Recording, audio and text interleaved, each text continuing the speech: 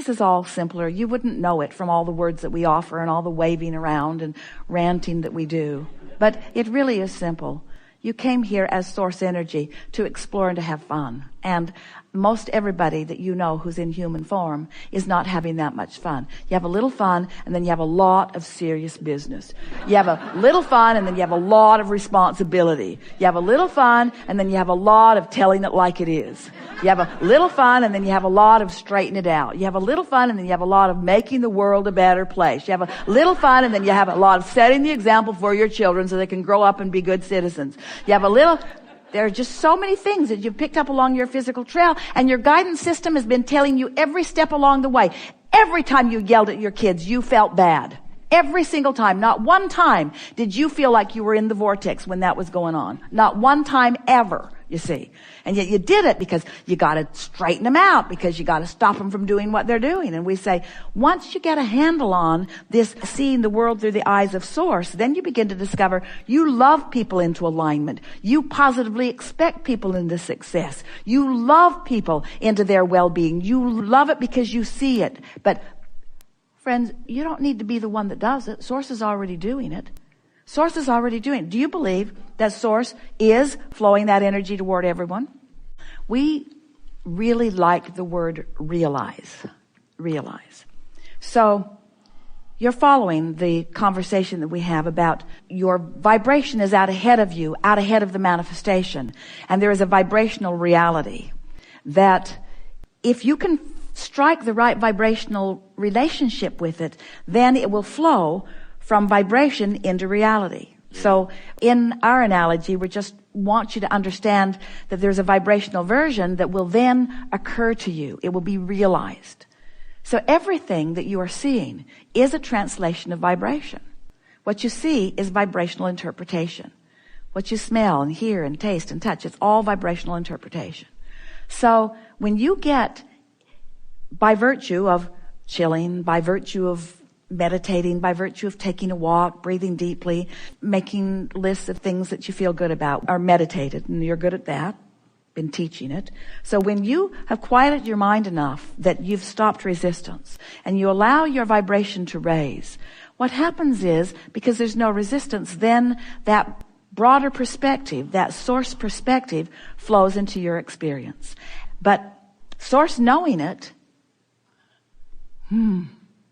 source knowing it, that's what we meant when we were teasing you about how brilliant we are. But unless you are personally realizing it, then there's no advantage to us being brilliant.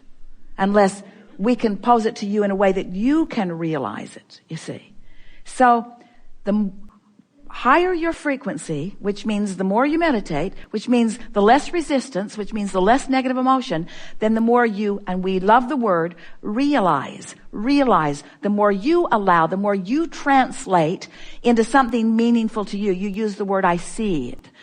The more you translate into physical experience, that broader non-physical perspective. And the best of all worlds is when you've just tuned in, tapped in, turned on. You've just done it and doing it and doing it and done it and doing it. You practice it. You feel good. You just go from one wonderful thing to another wonderful thing, and you've convinced yourself that life is supposed to be good for you. And then you allow yourself to be a constant, or at least a steady realizer of how Source feels about this world. And when that happens, when you're there, you look at a friend and you love that friend so much, you feel like you're just going to turn inside out. Because you feel about that friend the way Source feels about that friend. You get a glimpse of someone in trouble and you don't worry about them at all, because you're seeing them in the way that Source is seeing them. You look at your planet as a whole or in general, and you just feel well-being about it because you're seeing it the way Source sees it. You're realizing Source's awareness of it, you see. You're right. You got to practice yourself into it. But it's not difficult to realize it if you're in the frequency. So the difficulty is in getting to the frequency. And the reason it feels like a difficulty to get to the frequency is because people are going about it in the wrong way. You're looking at results of manifestations. You're looking at manifestational results rather than the energy that brought them about. Esther was thinking about things we're bringing back this silly analogy, but she kept active in her vibration what she did not want, and then expects law of attraction to bring her something different. That's just silly. And isn't it a wonderful thing that law of attraction didn't defy the laws of the universe and make her the one exception? Instead, it gave her what she was offering vibrationally so that once again she could make a decision. Do I like more of this? Well, no, not really. Is this what I want? No, this isn't what I want. What do I want? I want something I have not practiced. I want something that I have not practiced vibrationally. What does that mean? Going to ask to be the exception and get it? You're not. You might ask, but you won't get it. Your mother trained you to believe that you could throw a tantrum and get what you want. But the minuscule, puny little paltry stuff that flowed through that avenue was nothing in comparison with the well-being that comes to you when you line up with this energy that creates worlds. So we agree with you. It isn't the easiest thing to do. But when you understand it as you now do, and you know that law of attraction is giving you evidence about how you're feeling and what you've got going on vibrationally, then you can control the outcome of your experience and you can control the way you feel. It is a glorious experience when you realize that not only do you not have to have knee-jerk reactions to things, but that you can get out ahead of everything vibrationally and then attract only the things that you want to come to you. It's a wonderful thing to realize that you have the option of how you feel about everything. And the more you care about feeling good, the more you practice those options, and the more law of attraction delivers things to you in a way that you feel good when they come. So when you realize that you can do some things. We teach meditation like a lot of teachers because we know that it's easier to teach you to have no thought than to have pure positive thought. Because you've been practicing yourself into resistant on a lot of things. So if Source is flowing that toward everyone, does anybody need you? It's another trick question. They don't need you because they have personal access, but what might you do to help them to apply their personal access more? Demonstrate it up close. Love them up close, even when they don't deserve it. Love them even when it's hard. Even when you have to practice it. So you lay in bed and you practice it and you practice it and you practice it and you practice it, and then you go look at them and you go, oh! See you later. And then you go back and you practice it and you practice it and you practice it and you practice it. And then you come out and you look at them and you go, ah! And then you go back and you go to bed and you practice it and you practice it and you practice it and you practice it and you come out and you go, oh, bye. And then you go back and you practice it, you practice it and you practice and you practice until finally, you see them through the eyes of Source, and they stand there with all of their flaws, swinging your chandeliers from place to place, rubbing oil all over your furniture, and you love them anyway. You don't let them clean your house, but you love them anyway. When you hear something that your Source knows to be, you feel the resonance of it. That's the resonance that you feel. And so there are many momentums. In other words, Esther was on a momentum of it's difficult to find someone on short notice to help her out in her house. And so that was the momentum that she had going. And so law of attraction just showed her what her belief was and amplified it, and in the process gave her an opportunity to decide if she wanted to begin practicing a different belief, because whatever belief she is practicing is what the law of attraction is going to bring to her, you see. And so we're not calling it good, bad, right, or wrong. We're just calling it wanted or unwanted, preferred or not preferred. And so everybody gets to decide what they want. So law of attraction is just the best way that we can find to explain to you how it is that you're getting what you're getting, because most people don't even know how it is they're getting what they're getting. They have habits of thought that they've been thinking so long that feel so normal and are oftentimes validated by so much evidence around them that then they conclude that it's true. So they will say, this is a truth. I don't want it, but it is true. And we were wanting people to understand that whatever you have been giving your attention to as an individual or even as a mass consciousness, if you practice the vibration of it long enough, it will become true. Evidence will fill in around it to support it, you see. And that's the thing that is so confounding.